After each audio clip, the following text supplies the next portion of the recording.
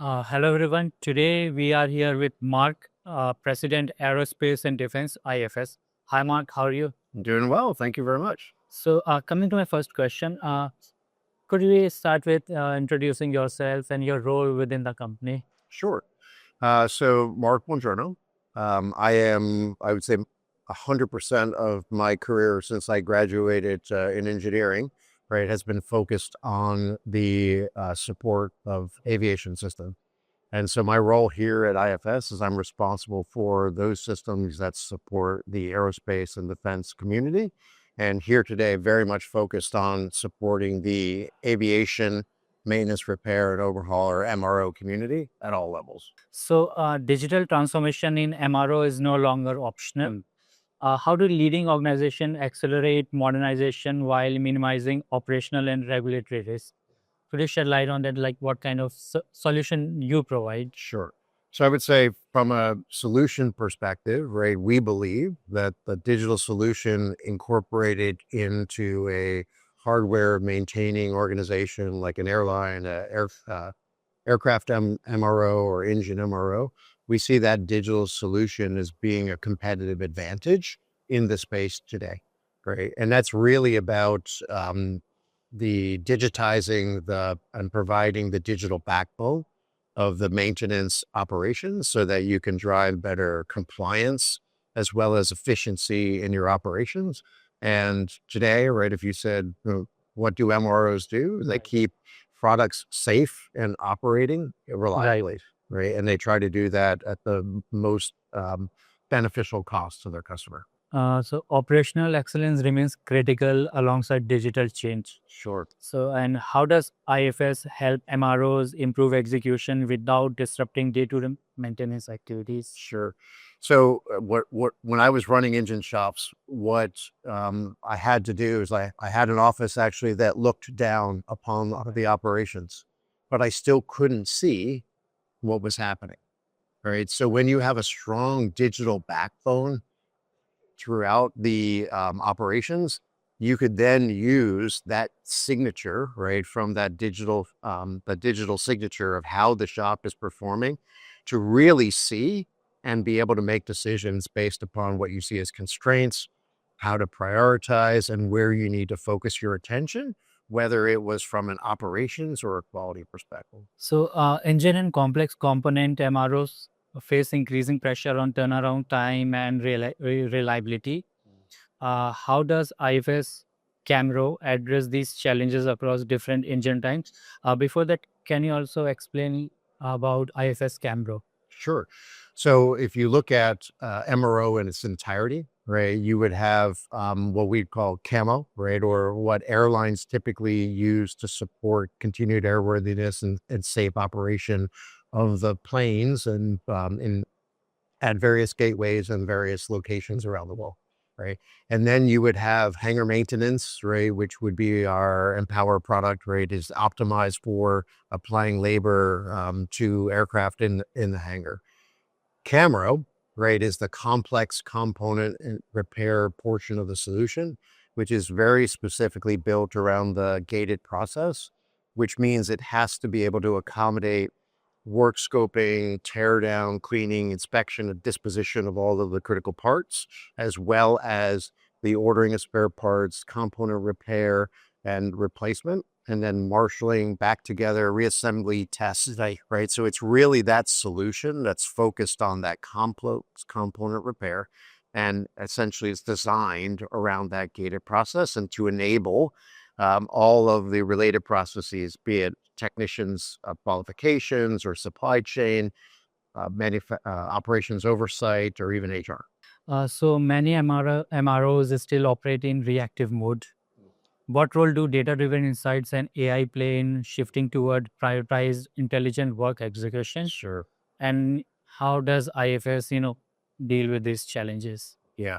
So I think at the very beginning or at the very core, right, it starts with ensuring that the digital backbone is strong and the data, the generative data set that comes right from that execution of tasks out on the shop floor provides that robust basis for applying good analytics or AI or decision making. And as I was saying earlier, right, even if I was looking down at the shop, I couldn't really see what's happening, but I can absolutely see that by interrogating the data.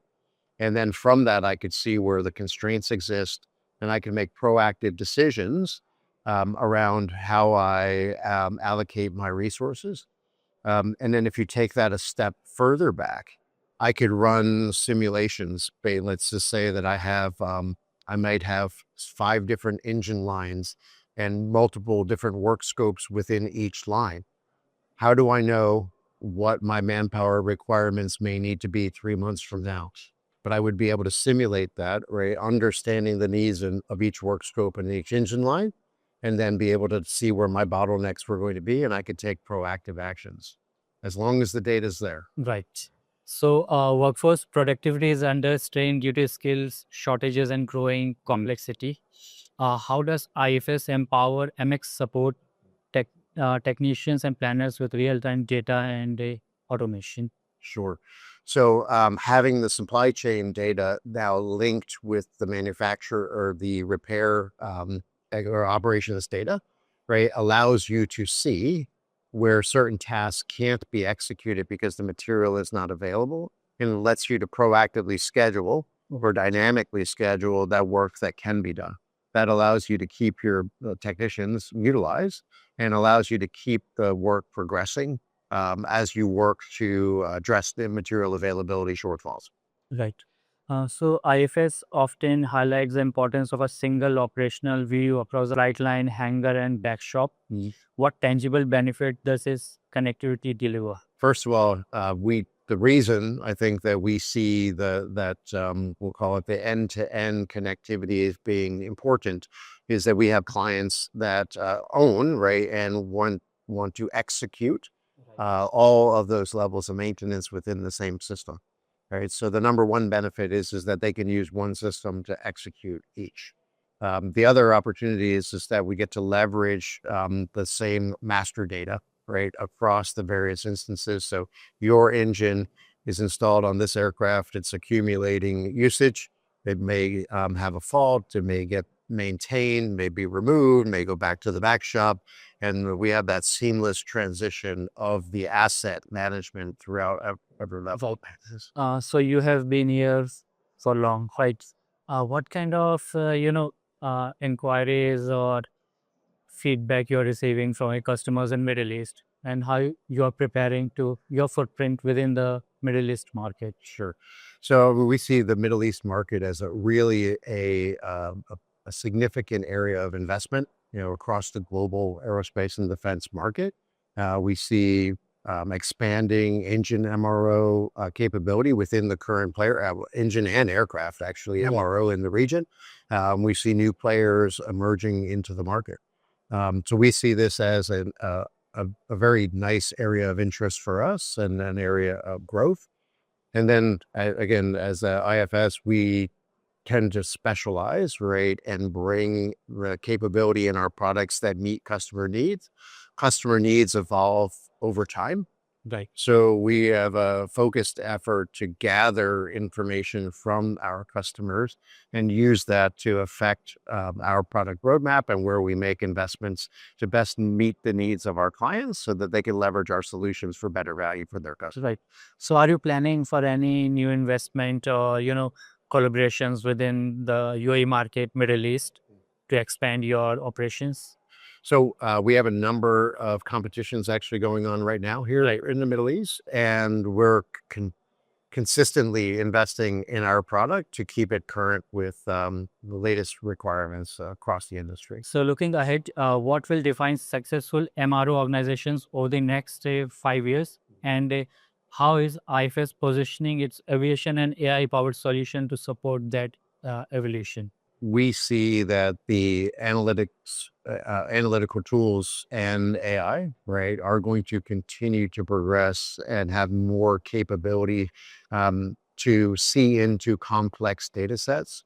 And our focus is really to work both sides of the equation, right? And that is to ensure that that strong generative data set is created and it is seamless across all of the aspects necessary to manage the business, and then partner with our own development of capability within AI, as well as with other technology partners like Microsoft across the globe. So, Right.